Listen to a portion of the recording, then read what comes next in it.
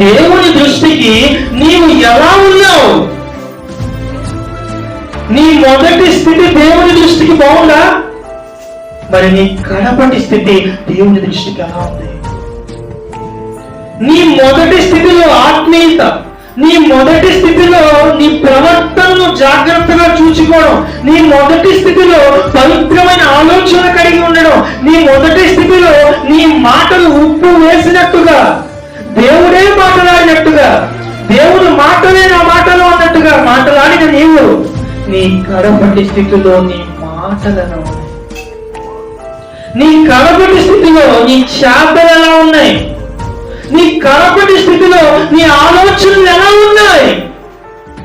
దేవుని దృష్టికి అనుకూలంగా నీవు ఆలోచిస్తున్నావా లేదా? దేవుని దృష్టికి నీవు యథార్థవంతుడుగా బ్రతుకుతున్నావా లేదా? ఎక్కడ నీవు తప్పిపోయావు అని పరిశీలన చేసుకోవాల్సిన అవసరం.